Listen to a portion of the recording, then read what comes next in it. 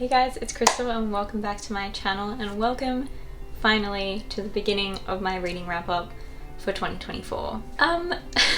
So as I have mentioned in multiple videos throughout the past year, last year was not a very good reading year for me. Overall, I feel like I was just in a reading slump where I was still reading, but not as much as I usually do, and the books I was reading for the most part just were not hitting the way that books normally do for me. I wasn't loving a lot of the books that I was reading. They were okay, I enjoyed some of them, but just generally they weren't pulling me in as much as I would like. Sometimes because the books just simply weren't the best, but other times just because of that reading slump, my mental capacity, I don't know, my ability to enjoy the books that I was reading was just hindered a little bit. So I was going to do an end of year book tag, however I feel like I just didn't read enough books for me to actually like answer it. So all that is to say that this video today will be my top 5 favourite books of 2024, and then I'll also be filming my worst books of 2024,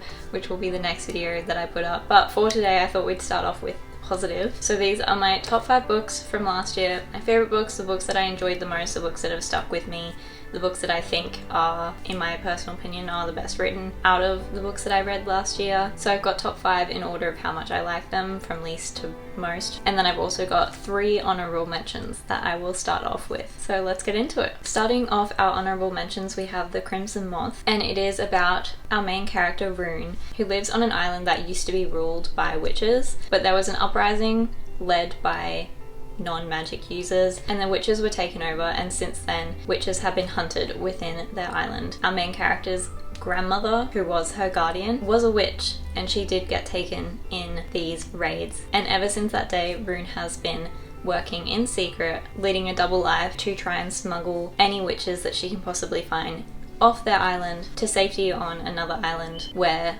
witches are not persecuted. So in the night, her alias is the Crimson Moth, but during the day she plays this role of the ditzy, silly party girl, and this world is set in like a Bridgerton-esque, I don't want to say the time period because I know I'm going to get it wrong, but a time period where they have like masquerade balls and courting is still a thing, and it's all very proper high society. So we have Rune playing the double life, and then we also have Gideon, who is a high-ranking member of like the guard. I forget what they're called, but the people who hunt witches. And he is hot on her tail. He suspects that she is the Crimson Moth, so he decides that he will pretend to court her in an attempt to unveil her identity. Rune, on the other hand, decides to also pretend to court him so that she can throw him off her scent. And you know, things just go on from there. This was actually a really lovely surprise at the time that I read it. It hooked me in from like the very first chapter. I was hooked. I really enjoyed writing style, I really enjoyed the characters, the background, and the history within the world. The plot wasn't anything new, like, you know, she has a secret identity that she has to hide, and there's enemies to lovers sort of thing going on. So it's nothing brand new, but the magic system was quite interesting. The witches have to use blood to perform magic, preferably fresh blood.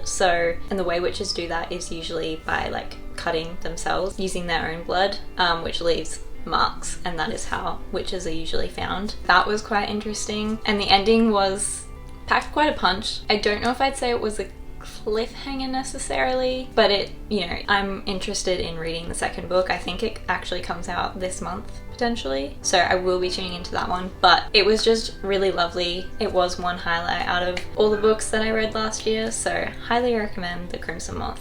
The next book on my honourable mentions is This Time It's Real. If you are looking for a cute, adorable, fluffy YA rom-com, Anne Lang is your girl, okay? I recently realised that Anne Lang is probably in my top 5 favourite romance authors. Not that I've finished that list. I can only think of 3 authors that I'd put on my top 5, so I guess it's a top 3 list. Yep. Anyway, moving on. Every single book that I've read of hers, it has hooked me in. I've been so obsessed with it. I've consumed it in like a couple of days at the most. I love the way she writes rom-coms. They're so cute, they're adorable. So in This Time It's Real, I forget our main character's name. This is so unfortunate. But anyway, our main character has written an essay for school, and it's supposed to be an essay about something in her life. She doesn't want to write about her own personal life. She's very much a private person, and this essay will get posted on their school website for everyone to see. So she decides that she will make up a fake story about her boyfriend that she does not have and it goes viral. Everyone loves the story, they're obsessed with it, they want to know who her boyfriend is, they want to know everything about them. But of course, she doesn't have a boyfriend. So, of course, when she discovers that the very, very popular actor Kaz Song, I remembered his name, when she discovers that he needs help, she makes a deal with him. If she helps him with his college applications, he will pretend to be her boyfriend so that no one discovers that her story is actually fake. So it's fake dating. It's just like the most adorable, cutest little thing. Again, like, I love the way Anne Lang writes her romances. All her romances so far as I'm aware, are young adult, and they're just like the most feel-good books that you can read. They are so good, and they still have substance to them. They still talk about like deeper issues, and they still have fleshed out characters, but they are like just they are feel good. That's the best way I can describe them, and you should read them. And finally, on our honourable mentions list is The Prisoner's Throne by Holly Black. I really enjoyed this book. Let me first explain what it is in case you don't know. So The Prisoner's Throne is a sequel to The Stolen Heir, if memory serves, that's the name, which is a spin-off series / continuation of The Cruel Prince. And in this series we follow the main character from The Cruel Prince, her younger brother Oak, as well as Ren, or Surin, who appears in, I believe, in the final book of the Cruel Prince series. But basically Surin is the heir to the throne of her Fae kingdom, but her parents are awful people. So after the events of The Cruel Prince, she actually ran away back home because she was a changeling.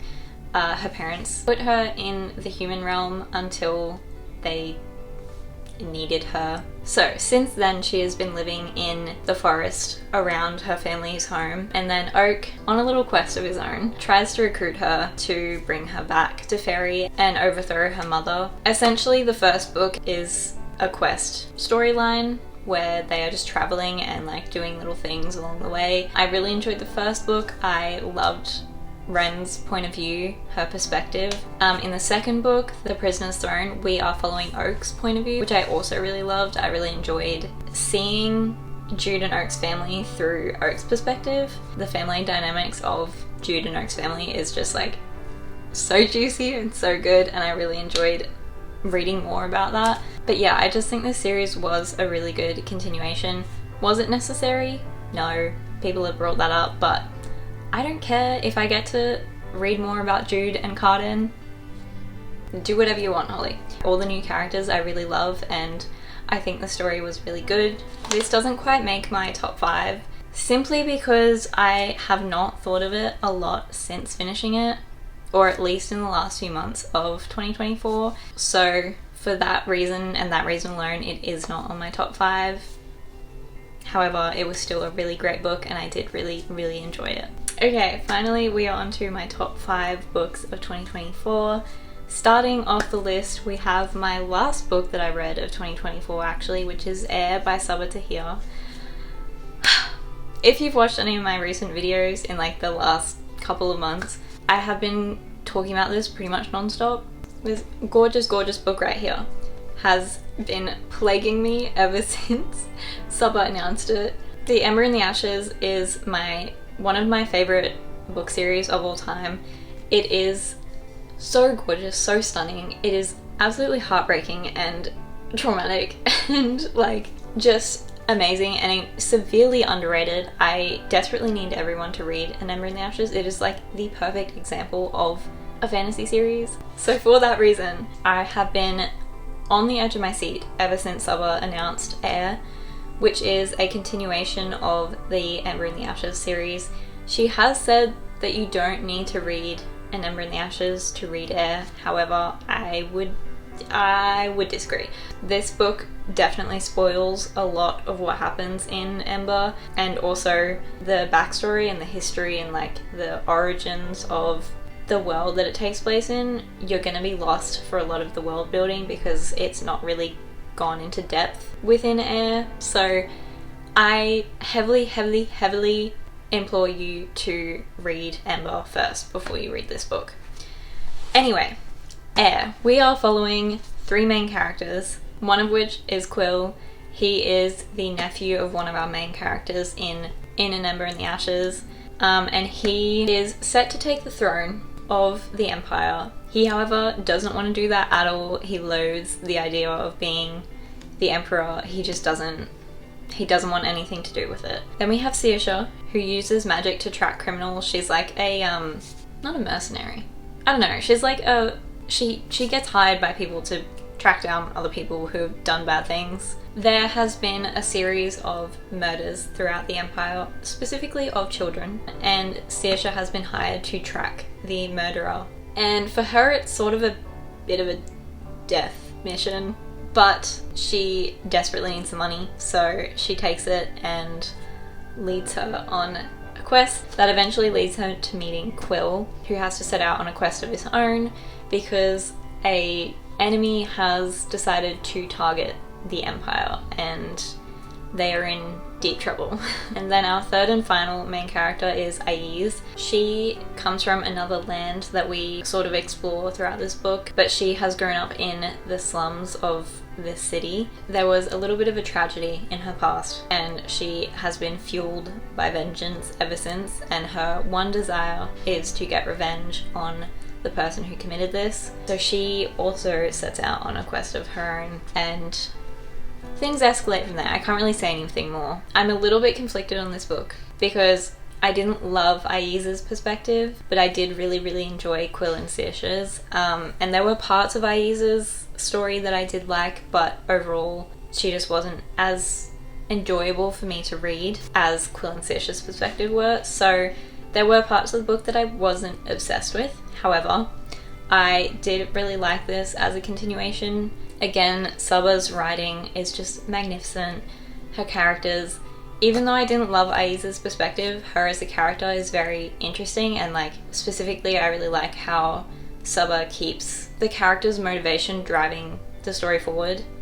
It's not like they're just kind of being pulled along for the ride. They are actively in the story, which I did enjoy. And yeah, this was just a great continuation. I love Sabaa. I love the Ember world. Heir by Sabaa Tahir. Read it, please. Actually, read the Ember Quartet first. Read that, please. I beg of you. Number 4 on my top 5 of 2024 is Funny Story by Emily Henry. I've seen this on multiple people's top 5 of 2024 lists, so I'll try to keep it brief because I'm sure you know about it by now. Funny Story follows Daphne and Miles. We start off the book with Daphne having just broken up with her fiance, who was, as far as she was aware, the perfect man, her dream guy, everything she could have ever wanted. They did everything together. They had like one life. Their lives were fused together to the point where she has moved to his hometown. They've bought a house together with his money under his name. However, on the night of his bachelor party, he comes home, drops a little bit of a bomb that he is actually in love with his childhood best friend. What fun! And because of this revelation, he is calling off the wedding and also kicking Daphne out of the house because she doesn't own it and it's under his name, and he's just like a really nice guy like that, you know. So with nowhere else to go, Daphne knows no one in this town except for her ex-fiance's best friend's boyfriend, Miles. So Miles, having also just been broken up with by his girlfriend, has an apartment that now has a spare room, and Daphne has to move in with him and I believe wait out the rest of her contract at work before she can move back home. But essentially this book is Daphne sort of figuring out who she is without her fiance, because like her entire life just became her fiance and like his interests and his friends and what he liked to do, the way he liked to live his life. So this is Daphne sort of discovering a new town, meeting new friends, sort of making her own life that she hasn't had in like many years. And along the way, maybe potentially falling in love with her scruffy roommate. I really liked this book. It was just adorable. I would say in the scale of Emily Henry books, this is a lot lighter than most of her other books. It does deal with some heavier topics. They don't really come to the forefront of the book until like the last third, I would say. But the majority of the book is just like Daphne, like I said, finding herself and also falling in love with Miles, which was really cute, really fun. I love this book because of Daphne and Miles. They're adorable, but also because Daphne, I heavily relate to. I really enjoyed her as a character. She works as a librarian, so she loves books, and I just really resonated with that, you know? So yeah, short and sweet, funny story, was very enjoyable. I personally am always down for Emily Henry. She can do no wrong in my eyes with her books. Number 3, we have another romance, which is shocking, but we have Just for the Summer by Abby Jiminez.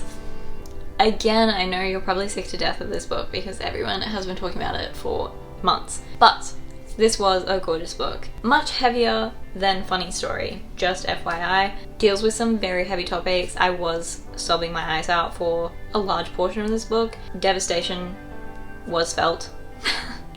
The gist of this book, we have Emma, I want to say, Emma and Justin. I'm pretty sure that's their names. Justin has this curse of every single girl he dates, when they break up, the girl moves on to find the love of their life. The next guy that they date, they every single time end up getting married to them. And Justin is still stuck without love. He cannot find his one true love. It's just not working for him. This curse will not leave him alone. He makes a Reddit "Am I the A-hole" post about a situation involving this curse and his best friend and his dog that he rescued. I'm not going to explain the whole post because you can read the blurb on the book. So Emma, our other main character, comes across this Reddit post, and turns out she has the exact same curse where every single guy she dates, they break up, they move on to find the love of their life, their future wife. So they start texting, and I believe jokingly one of them says we should date to counteract the curse and basically unjinx themselves, and hopefully once they date and then break up, they will both be able to move on and find the loves of their lives. Emma travels a lot for work, and she convinces her best friend, who she travels with, to do a few months of work in the town where Justin lives, and they essentially try and tick off the boxes of Emma's dating list that always leads to her ex-boyfriends moving on and finding the loves of their lives. So over the course of a few months, they try and fulfill her list, and they date, and of course they fall in love. Not only was the romance in this book adorable and like so beautiful and I'm obsessed, it was also just like the characters and their like inner struggles and backstories and everything was just like wonderfully written. The two genres of romance that I love are just pure fluff YA rom-coms, and then romances that have a little bit more substance to them, for example Emily Henry books, and this book just like knocked it out of the park for that. Like the romance was gorgeous, but also the other topics that it delves into, one, as far as I can tell, they were like very painstakingly researched and well represented. Yeah, you could tell that just a lot of care had been put into the book, and I really enjoyed it. It was, I believe, again a 5-star read for me. But yeah, Just for the Summer, gorgeous book. It is the third book in an interconnected standalone trilogy, so you can read the first 2 books before this.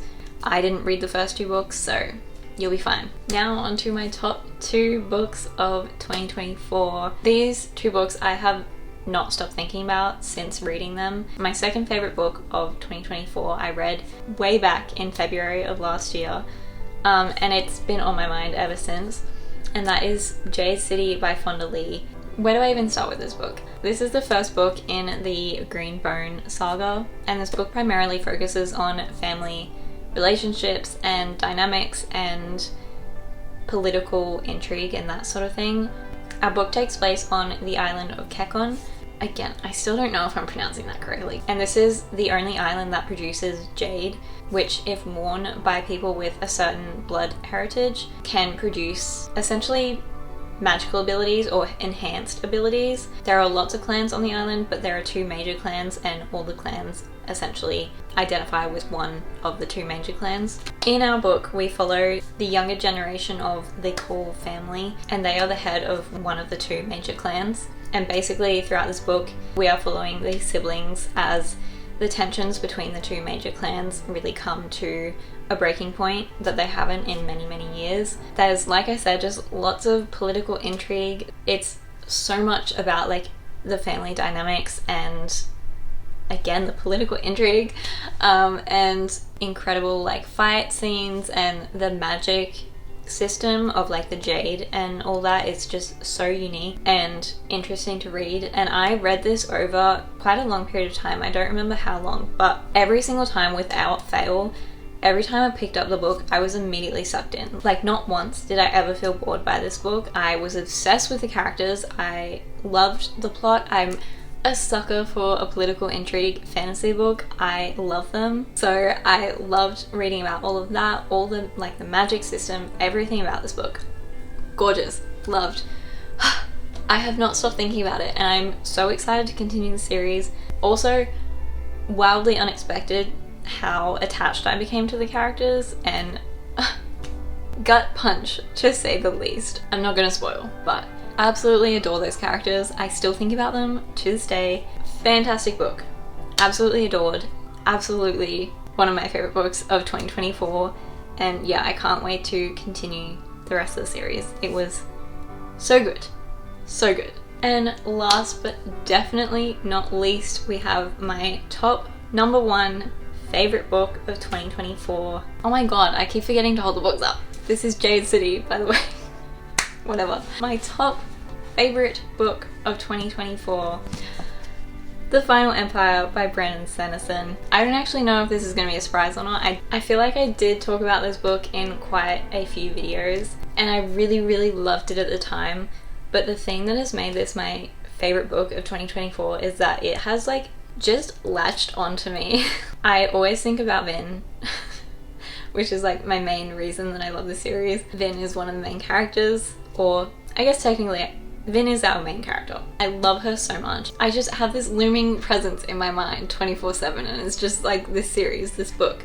I'm obsessed. So this was my first Brandon Sanderson book. He really fulfilled my expectations. He went above and beyond. This book is just so good, so good. The character arcs, the character dynamics and relationships, and the political intrigue and the action scenes, insane. They were so fun to read, and you really get the sense of like action happening instead of just like reading words on a page. So to explain the plot of this book takes place in the Final Empire, which is essentially a world in which the like evil bad guy has won. They're ruling over the empire, and it's like very harsh rule for anyone that is not high society. There is like a very bad slavery issue. Generally the lower class is just treated absolutely horrible, and the leader is called the Lord Ruler, and he is like essentially a god.